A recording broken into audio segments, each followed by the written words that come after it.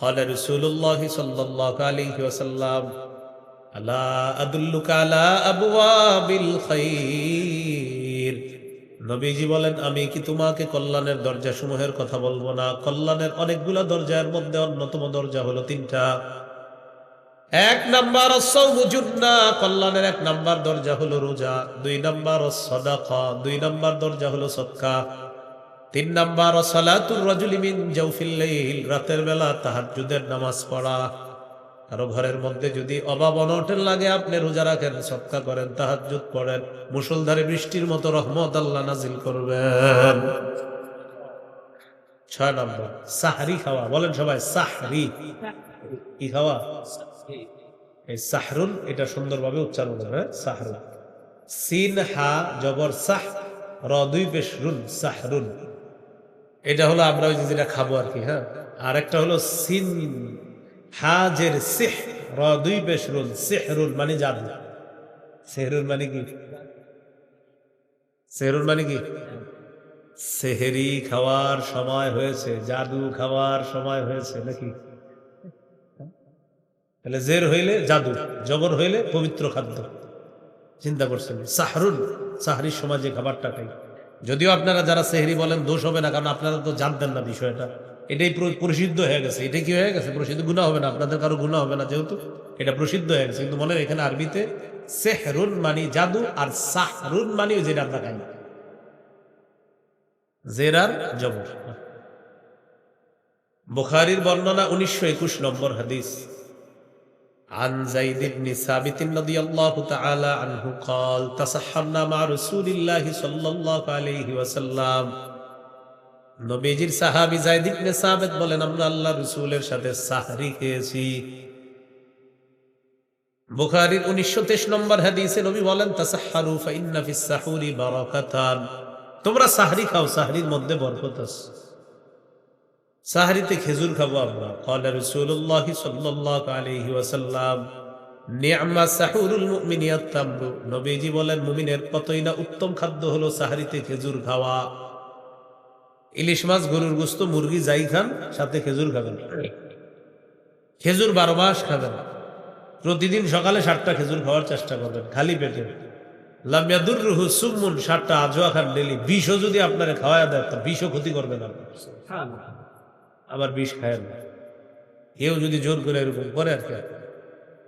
তাহলে 7টা খেজুর নিয়মিত খাওয়ার চেষ্টা করেন। আজওয়ার সামর্থ্য না থাকলে যেটা পারেন ওইটাই খান। এখন তো মাশাআল্লাহ অনেক ধরনের খেজুর আছে ভালো। বাচ্চাদেরকেও খেজুর খাওয়ান, যতটুক পারেন, হালকা সামান্য একটু একটু খাওয়ান। খাওয়ায় তেঁতুলের আচার, পরে মেদা যায় কইবা, কিচ্ছু মনে থাকে না। খাওয়াবেন খেজুর, এটা না খাওয়ায় তেঁতুল। গর্ভবতী নারীকে খেজুর খাওয়াবেন। মারিয়ামের পেটে যখন ঈসা নবী আসছে, মারিয়াম আলাইহাস সালাতু ওয়াস সালামকে গাছের নিচে বসায়া দিলেন। ফাকুলি ওয়াশরাবি, আল্লাহ বলে দিলেন খাও, পান করো। মারিয়াম কি খাবে? খেজুর খাবে, আর সামনে একটা ঝর্ণা আছে, ঝর্ণার পানি পান করো। মারিয়ামের জন্য আল্লাহ কোন খাদ্য নির্ধারণ করলেন? খেজুর। তাহলে এত খাদ্য থাকতে খেজুর কেন নির্ধারণ করলেন? গর্ভবতী নারীকে খেজুর খাওয়ানো। এরা বলে টক খাইতে, বলে দেখ তেঁতুল কিনা। পরে ওনারও মেধা কমে, গর্ভস্থিত সন্তান যেটা, ওটারও মেধা কমে। তাহলে খেজুর খেতে হবে। আল্লাহ আমাদেরকে বোঝার তৌফিক দান করেন। খেজুর নিয়ে আলাদা একটা ওয়াজ আছে আমার। খেজুর পাশে আমার নামটা লিখবেন, দেখবেন পুরো একটা ওয়াজে আসবে খেজুরের ওয়াজ। আর এই ওয়াজের পর আপনাকে ব্যবসায়ীরা তো দাম বাড়ায় দিবে। মুশকিল বিষয়। তাহলে সাহারিতে খেজুর খাওয়া 6 নাম্বার, সাহারি খাওয়া, সাহারিতে খেজুর খাওয়া। এখানে একটা মাসালা মনে রাখা, সাহারি খাওয়ার পরেও তাহাজ্জুদ করতে পারবেন যদি সময় থাকে। তাহাজ্জুদের সম্পর্ক খাবারের সাথে না, সময়ের সাথে। আপনি যদি সাহারি খাওয়ার পরে ঘড়িতে তাকায় দেখেন এখনো 20-30 মিনিট বাকি আছে, তখনও আপনি তাহাজ্জুদ পড়তে পারবেন। আল্লাহ আমাদেরকে কথাগুলা মনে রাখার তৌফিক দান করেন।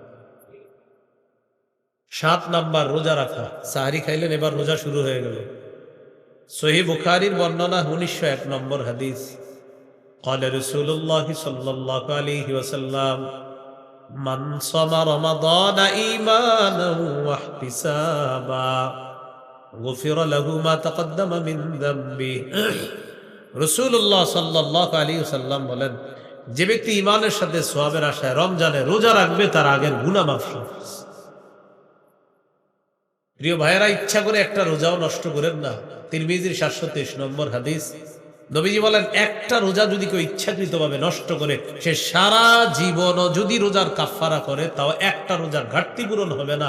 একটা রোজা আল্লাহর কাছে এত দাম। যদিও শরীয়তের একটা আইন হলো কাফফারা 60টা রোজা রাখা, কিন্তু নবীজি বলেন এটা একটা আইন তোমার জন্য, পানিশমেন্ট রাখলা, কিন্তু সারা জীবনও যদি তুমি একটা বদলতে রোজা রাখো, সে এক রোজার কাফফারা হবে। অথচ আমাদের সমাজের 17-18 বছর 21 বছরের শিশুরা রোজা রাখতেছে না, 10টা রাখে, 5টা 7টা রাখে না। মা ডাক দেয় না সাহারির সময়, কেন? কয়, স্বাস্থ্য নষ্ট হবে। 18 বছরের শিশু, বাচ্চা মানুষ, 21 বছরের বাচ্চা, স্বাস্থ্য নষ্ট হবে, এই কারণে ডাক দেয় না। আল্লাহ আমাদেরকে হেফাজত করেন। তিরমিজির বর্ণনা 614 নম্বর হাদিস,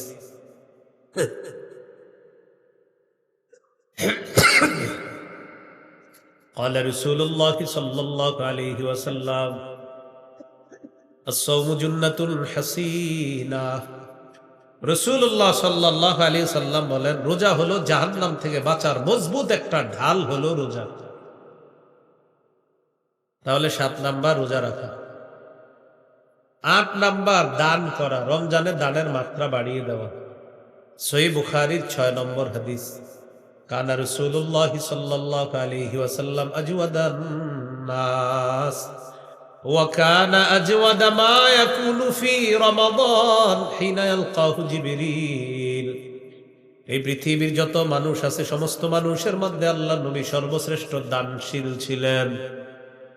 রমজান মাসে আল্লাহ নবীর দান করার মাত্রা আরো বেড়ে যেত। তাহলে 8 নাম্বার দান করা। 9 নাম্বার নফল ইবাদত বেশি বেশি করা। আবু দাউদের 864 নম্বর হাদিস, কিয়ামতের ময়দানে বনি আদমের সর্বপ্রথম নামাজের হিসাব হবে। ফাইন কানাত তাম্মা কুতিবাত লাহু তাম্মা, যদি ফরজ ইবাদত পরিপূর্ণ হয় তার সওয়াবটাও পরিপূর্ণ লেখা হবে। ওয়া ইন কানা ইনতাকাসা মিনহা শাইআ, ফরজ ইবাদতের মধ্যে যদি ঘাটতি থাকে আল্লাহ তাআলা তখন বলবেন আতিম্মু ফরিদাতাহু মিন তাতাওউহি, আমার বান্দার নফলের মাধ্যমে ফরজের ঘাটতি পূরণ করে দাও। তাহলে 9 নাম্বার নফল ইবাদত বেশি বেশি করা। যদি পারেন রমজানে উমরা করেন। এই রমজানে তো হয়তো যারা নিয়ত করছেন বাস হয়ে গেছে, যাবেন। আগামী রমজানে এরকম নিয়ত করতে পারেন উমরা করা। রাসূলুল্লাহ সাল্লাল্লাহু আলাইহি সাল্লাম বলেন ফাইন্না উমরাতান ফিহি তাদিলু হাজ্জাতান, রমজানে উমরা করা হজের সমতুল্য হয়ে যায়। আরেক বর্ণনায় আল্লাহ নবী বলেন উমরাতুন ফি রমাদান কাহাজ্জাতিন তাকজি মাই, রমজানে একটা উমরা করা যেন আমি নবীর সাথে হজ করলো। তাহলে রমজানে উমরা করা, তো নফল ইবাদত বেশি বেশি করা। একটা হলো আপনি উমরা বারবার করছেন, বাস আবার করেন, কেন? রমজানে ইবাদতের সওয়াবটা বেড়ে যায়, এই যেমন উমরা হজের মতো হয়ে যায়। 10 নাম্বার নেকির কাজ বেশি বেশি করা। সূরা তাগাবুনের 9 নম্বর আয়াতে আল্লাহ বলেন মাইয়ুমিন বিল্লাহ ওয়া ইয়ামাল সালিহা ইউকাফির আনহু সাইয়্যাতি, যেই ব্যক্তি আল্লাহকে বিশ্বাস করে নেকির কাজ করে, আল্লাহ তার আগের সব গুনাহগুলা মুছে দেয়, মাফ করেন। এই হলো 9 নাম্বার। 10 নাম্বার জিকির করা। কত গেছে? 9 গেছে। 8 হলো আপনার কি করা? দান করা। 9 নফল ইবাদত করা। ও 10 নাম্বার নেকির কাজ। মাশাআল্লাহ। 11 নাম্বার। মাশাআল্লাহ মাশাআল্লাহ, ভালো ভালো শ্রোতা আছে। 11 নাম্বার দোয়া করা। কি করা? দোয়া করা। দোয়া মাঝে মাঝে একা একা আপনি যখন রাতে 1-2টা বাজে আপনার হাত, আপনার ঘুম ভাঙে গেছে, এই হাতটা এই পরিমাণ উঠাবেন বুক বরাবর। হ্যাঁ, আবু দাউদের 1488 নম্বর হাদিস, এই পরিমাণ উঠাবেন। উঠাইতে উঠাইতে উপরে উঠানো যাবে ভিখারির মতো, যেন আপনাকে দেখলে মনে হয় আপনি ভিক্ষুক, ভিখারির মতো আল্লাহর কাছে চাওয়া। মনে থাকবে তো ইনশাআল্লাহ? 2টি দোয়া আল্লাহর কাছে বেশি বেশি করব আমরা। বলেন আল্লাহুম্মা ইন্নী আসআলুকাল জান্নাহ ওয়া আউযু বিকা মিনান নার। হে আল্লাহ, আমি আপনার কাছে জান্নাত চাই, জাহান্নাম থেকে পানা চাই, বলেন মাখলুকের কাছে চাইলে রাগ হয়, খালেকের কাছে না চাইলে তিনি রাগ করেন। আমার আপনারা ডাক দেন, এক দুইবার ডাক দেওয়ার পর চতুর্থবার বলবে এত কি ডাকাডাকি করেন, হজলে করেন কত, আরেকবার ডাক দেন মনে মারতেও বলেন এত ডাকেন কেন? মাখলুক ডাকলে রাগ করে, খালেক না ডাকলে রাগ করে। قال رسول الله صلى الله عليه وسلم من لم يسأل الله يغضب عليه। নবীজি বলেন যে আল্লাহর কাছে চায় না, আল্লাহ তার উপর রাগ করে। তুমি আমার কাছে চাও না কেন? এই হলো 11 নাম্বার। 12 নাম্বার জিকির করা। قال رسول الله صلى الله عليه وسلم احب الكلام الى الله اربع। আল্লাহর কাছে 4টি কথা সবচেয়ে পছন্দের। পড়েন সুবহানাল্লাহ, আলহামদুলিল্লাহ, লা ইলাহা ইল্লাল্লাহ, আল্লাহু আকবার। এই 4টা জিকির বেশি বেশি করা। এই 4টার মধ্যে আবার লা ইলাহা ইল্লাল্লাহটা বেশি করে পড়েন। লা ইলাহা ইল্লাল্লাহ, লা ইলাহা ইল্লাল্লাহ, লা ইলাহা ইল্লাল্লাহ। এই জিকির করার সময় ঠোঁট চেক করেন তো, ঠোঁট লাগে কিনা করেন, করার সময় চেক করেন। লা ইলাহা ইল্লাল্লাহ, ঠোঁট লাগেনি? ঠোঁট লাগে না। আপনি আপনার বন্ধুদের সাথে বসে রয়েছেন, এরা খালি আপনারা জ্বালায়, না উঠতে পারতেছেন না বসতে পারতেছেন, করবেন নাকি? তখন এরকম হা করে থাকবেন, হা করে করে কথা শুন, বুঝাবেন যে কথা শুনতেছেন, আসলে যে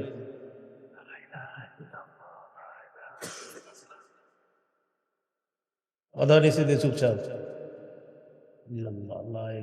এরা ভাববে কি আমাকে কথা শুনতেছে মন দিয়া, এরকম। আপনি তো আল্লাহর জিকির করতেছেন। তিরমিজির 3592 নম্বর হাদিস, ইল্লা ফুতিহাত লাহু আবওয়াবুস সামা হাত্তা তুফজিয়া ইলাল আরশ।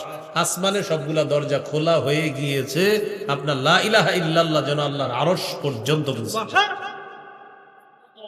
হেরা ভাবে আপনি হ্যাঁ কথা মন দিয়ে শোনেন, আসলে তো কাহিনী অন্য কিছু। টেকনিকটা মনে থাকবে নি? কথা শুনে আসলে তো আপনি জিকির। এই টেকনিকটা মনে রাখবেন যে ঠোঁট লাগানো ছাড়া একটা জিকির আছে, লা ইলাহা ইল্লাল্লাহ। এটা যদি 24 ঘন্টাও করেন কেউ বুঝবেও না যে আপনি ইবাদত করেন, মানুষ বুঝবেও না যে এই লোকটা এত আমলদার। আল্লাহ আমাদেরকে মনে রাখার তৌফিক দান করেন। 13 নাম্বার ইফতার করা, 14 নাম্বার ইফতার করানো, 15 নাম্বার ইফতারের সময় দোয়া করা। আবার বলছি 13 ইফতার করা, 14 ইফতার করানো, 15 নাম্বার ইফতারের সময় দোয়া করা। তিরমিজির হাদিস 3598 নম্বর হাদিস। قال رسول الله صلى الله عليه وسلم ثلاثة لا ترد دعوتهم। 3 ব্যক্তির দোয়া ফিরিয়ে দেওয়া হয় না। 1 নাম্বার الصائم حتى يفطر। রোজাদার যখন ইফতারের সময় দোয়া করে তার দোয়া ফিরিয়ে দেওয়া হয় না। ইফতারের সময় রোজাদারের দোয়া ফিরিয়ে দেওয়া হয় না। একটু ভাবেন, আপনার সামনে আপেল, কমলা, আঙ্গুর, বেদানা, মালটা, আলুর চপ, বেগুনি সব আপনার সামনে, জুস আপনার সামনে, শরবত আপনার সামনে, খেজুর, ডিলিশাস খাদ্য, যত লোভনীয় খাদ্য সব আপনার সামনে। এখন এই লোভনীয় খাদ্যগুলো আপনার সামনে আছে, 5 মিনিট পরে ইফতারের সময় হবে। আচ্ছা, এতগুলা খাদ্য আপনার সামনে, মন চাইতেছে কিন্তু খাইতে, কিন্তু খান না। কেন খান না? তাহলে একটা মানুষ এতগুলা লোভনীয় খাদ্য খায় না কার ভয়ে? বুঝেন তো বান্দার সাথে আল্লাহর সম্পর্কটা তখন কত নিকট, কত গভীর, কত গাঢ়। যে আমার রবের হুকুম নাই তাই খাই না, অথচ মন চাইতেছে খাইতে, না না না খাবো না, রবের হুকুম নেই। ওই মুহূর্তে দোয়া করেন কবুল। তাহলে 1 নাম্বার রোজাদার যখন দোয়া করে কবুল ইফতারের সময়। 2 নাম্বার ওয়াল ইমামুল আদিল, ন্যায়পরায়ণ শাসক, পুরুষ ন্যায়পরায়ণ শাসক। পুরুষ, পুরুষ কি শাসক? 3 বার বলেন, পুরুষ শাসক। আবার বলেন, আবার বলেন। ইফতারের সময় দোয়া করবেন, বলেন হে আল্লাহ, কিয়ামতের আগে বাংলাদেশে আর যেন কোন নারী শাসক না হয়। কি না হয়? সবাই বলেন কেন? আরো জোরে বলেন।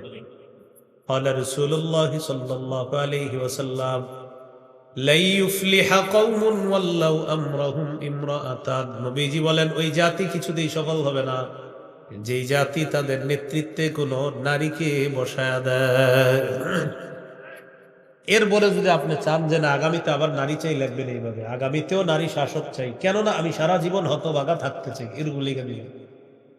যেহেতু আপনি আপনারটা মাইনা নিছেন, আমরা কিছু বলবো না, বেচারা চায় হতভাগা থাকতে। নবীজি বলছেন জীবনে সফল হবে না যদি নারী নেতৃত্ব তোমাদের উপরে থাকে। তাহলে আমাদের সফলতার প্রথম শর্ত আমাদের নেতৃত্বে যে থাকবে সে নারী হতে পারবে না। এটা আসলেও ঠিক, যেহেতু বুখারীর হাদিস। 3 নাম্বার দাওয়াতুল মাজলুম, মাজলুমের দোয়া ফিরিয়ে দেয় না। তাহলে এই 3 জনের দোয়া আল্লাহ ফিরিয়ে দেয় না। 16 নাম্বার রমজানের শেষ দশকে ইতিকাফ করা। সহিহ বুখারী 2033 নম্বর হাদিস। কানা রাসূলুল্লাহ সাল্লাল্লাহু আলাইহি ওয়াসাল্লাম ইয়াতাকিফু ফিল আশরিল আওয়াখির মিন রমাদান। রাসূলুল্লাহ সাল্লাল্লাহু আলাইহি ওয়াসাল্লাম রমজানের শেষ দশকে ইতিকাফ করতেন, শেষ দশকে ইতিকাফ করতেন। এই হলো আপনার 16 নম্বর। 17 নম্বর লাইলাতুল কদর তালাশ করা। 27-এর রাতে লাইলাতুল কদর তালাশ করবে হবে। হ্যাঁ কইছিলাম যে বলেন 21, 23, 25, 27, 29, এই 5 রাতে, বলেন এই 5 রাতে লাইলাতুল কদর তালাশ করব, চেষ্টা করব, সারা রাত জেগে জেগে ইবাদত করব। এই 5 কাজ, হ্যাঁ 21, 23, 25, 27, 29। পরিবারকেও জাগায় দিবেন, যে নবীজি সাল্লাল্লাহু আলাইহি সাল্লাম জাগায় দিতেন সবাইকে। সূরা কদরের 3 নম্বর আয়াত আল্লাহ বলেন লাইলাতুল কদরি খায়রুম মিন আলফি শাহর, কদরের রাত 1000 মাসের চাইতে উত্তম। ক্বালা রাসূলুল্লাহ সাল্লাল্লাহু আলাইহি ওয়াসাল্লাম মান ইয়াকুম লাইলাতুল কদরি ঈমানাও ওয়া ইহতিসাবা, কেউ যদি লাইলাতুল কদরে জাগ্রত হয় ঈমানের সাথে সওয়াবের আশায়, গুফিরা লাহু মা তাকদ্দামা মিন যামবিহি, তার আগের সবগুলা গুনাহ মাফ করে দেওয়া হয়। 18 নাম্বার সদকাতুল ফিতর আদায় করা। রমজানের শেষের দিকে আলেমদের সাথে পরামর্শ করে জেনে নেবেন এবছর সদকাতুল ফিতর কত, এই পরিমাণ সদকাতুল ফিতর আদায় করে দিন, বলেন ইনশাআল্লাহ। এগুলো আজকের আলোচনার প্রথম পাঠ, আরেকটু অংশ বাকি আছে, বলে ফেলবো, এটা সময় কম লাগবে, সমস্যা নেই। বর্জনীয় 60টা বর্জনীয়, বলেন কয়টা? তাহলে করণীয় মৌলিক কয়টা জানলাম? 18টা। বর্জনীয় কয়টা? 1 নাম্বার বলেন ঝগড়া বর্জন করা। আমাদের সাথে যদি বলেন রমজানে কেউ ঝগড়া করতে আসে, আমরা দুবার বলবো আমি রোজাদার, আমি রোজাদার।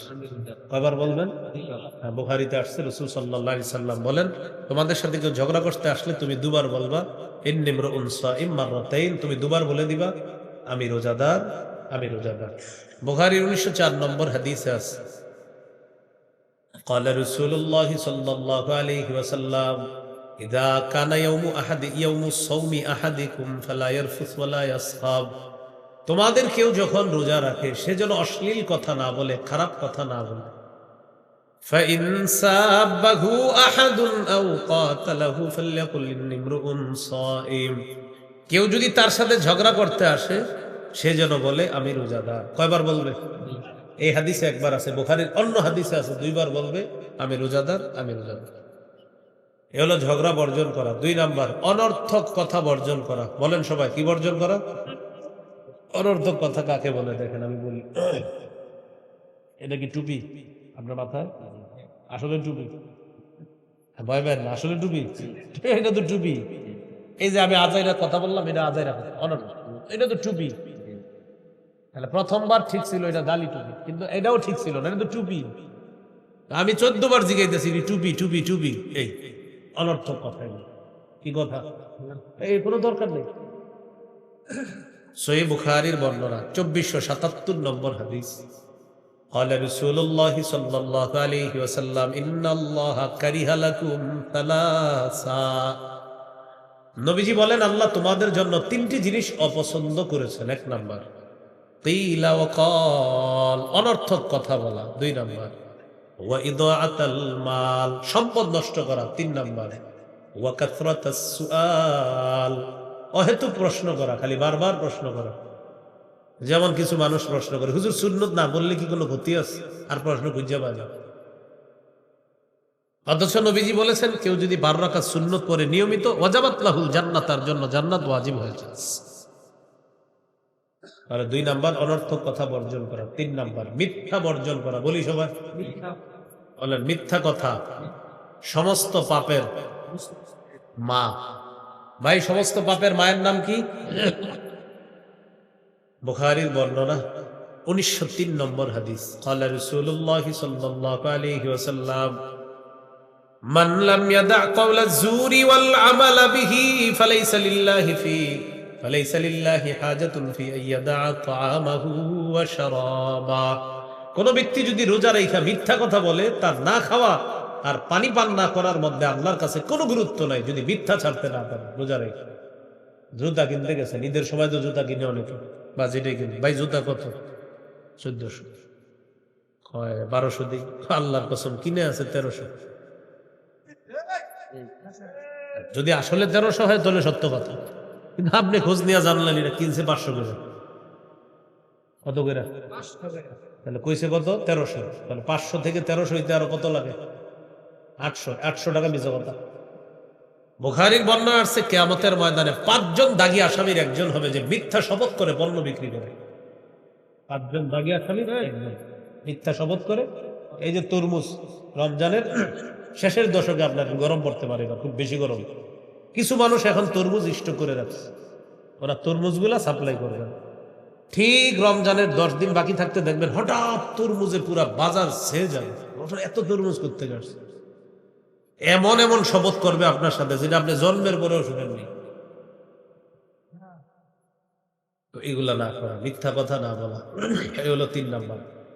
4 নাম্বার গীবত বর্জন করা। বলি সবাই, হ্যাঁ, এটা একটা বাংলা বলবো, বাংলাটা লিখি ইনশাল্লাহ ঘরে ঘরে টানায় রাখবেন।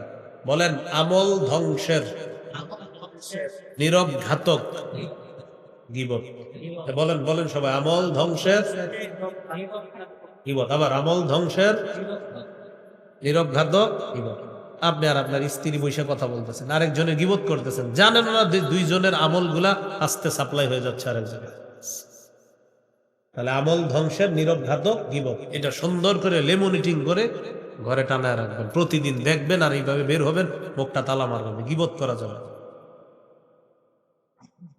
আল্লাহ আমাদেরকে হেফাজত করেন। আমাদের সমাজের পার্সোনাল মজলিস গুলা ভালো ভালো কথা দিয়ে শুরু হয়, গীবত দিয়ে শেষ হয়, ঠিক না?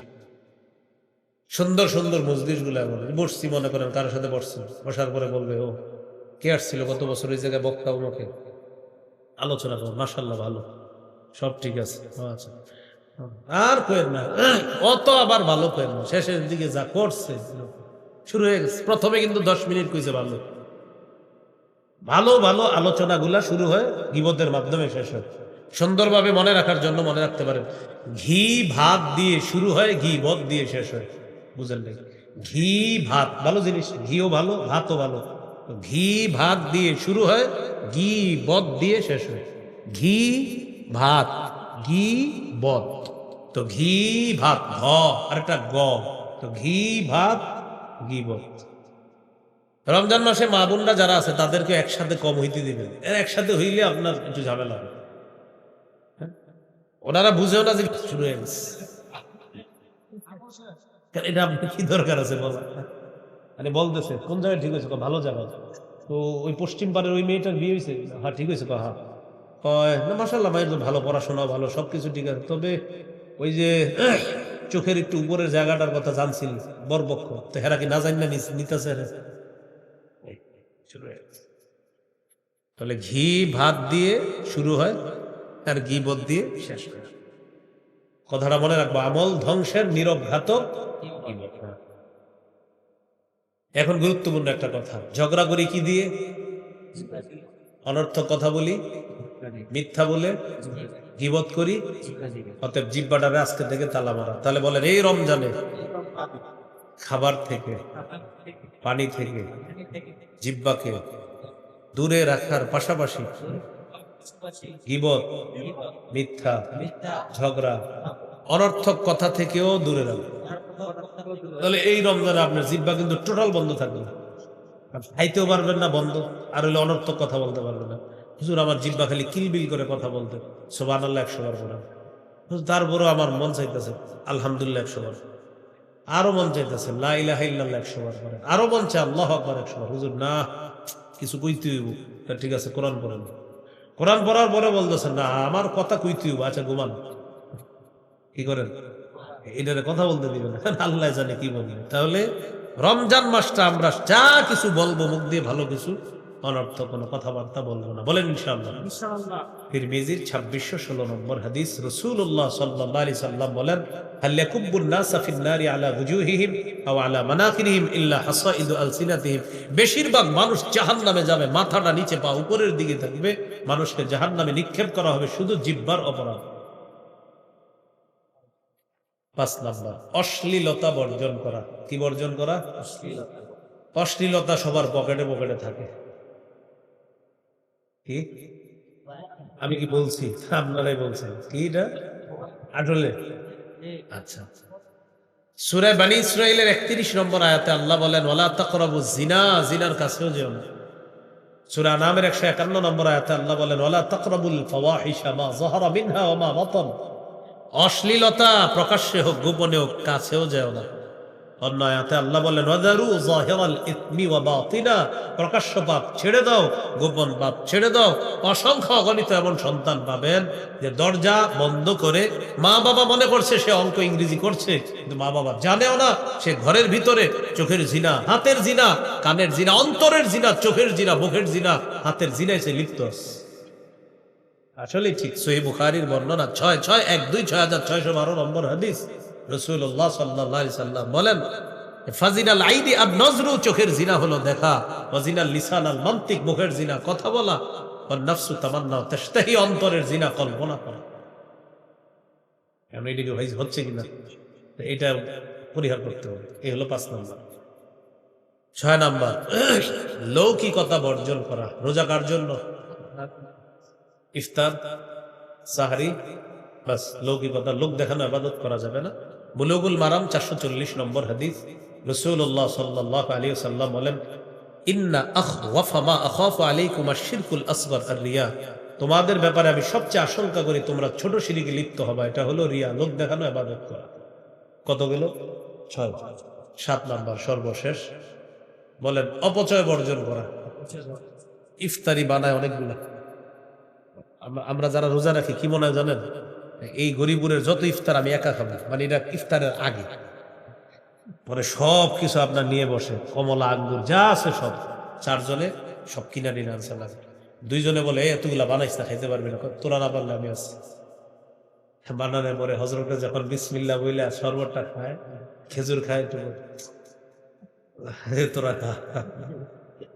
আপনার এতগুলো ইফতার কে বানাইতে বলছে বলেন?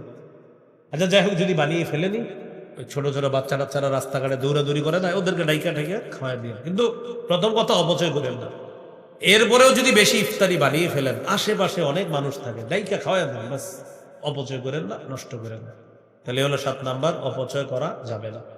সর্বশেষ কথা আপনাদের উদ্দেশ্যে, এটা আমার সাথে সবাই আমরা বলি, বলেন আমাদের ইফতার যেন আমাদের মাগরিব ছুটে যাওয়ার কারণ না হয়। সুন্দর হয় না কথাটা? আবার বলেন আমাদের ইফতার যেন মাগরিবের জামাত ছুটে যাওয়ার কারণ না হয়। এটা অনেকের হয়, হ্যাঁ, ইফতার করতে গিয়ে, হ্যাঁ ইফতারের পরে হ্যাঁ পানও খাইবো, চাও খাইবো, নামাজ যাইবো না, আপনি আরো কিছু খান। আল্লাহর এক বিধান পালন করতে গিয়ে আরেক বিধান যেন শিথিল না হয়। তাহলে এবার আমাদের স্লোগান, আমাদের ইফতার যেন মাগরিবের জামাত ছুটে যাওয়ার কারণ, এটা মনে রাখবো ইনশাল্লাহ। এলাকায় কয় মিনিট সময় দেয়? 15 না 10? শহরেও 15 মিনিটই দেয়, 10, 12, 15 মিনিট। তো ইফতার আপনার ওই 10 মিনিট, আবার 9-10 মিনিট হয়ে যায়, আলহামদুলিল্লাহ, অতক্ষণ লাগেও না। আমরা খান মনে বেশি, এতক্ষণ তো লাগার কথা না। যাই হোক, আপনার ইফতার যেন জামাত ছুটে না যায়। হ্যাঁ, এটা গুরুত্ব দিয়ে কথাটা, যে ইফতারের কারণে মাগরিবের জামাত যেন ছুটে, একদম একটা রোজাদারের জন্য এই কাজ না হয়। আল্লাহ আমাদেরকে কথাগুলা মনে রাখার তৌফিক দান করেন।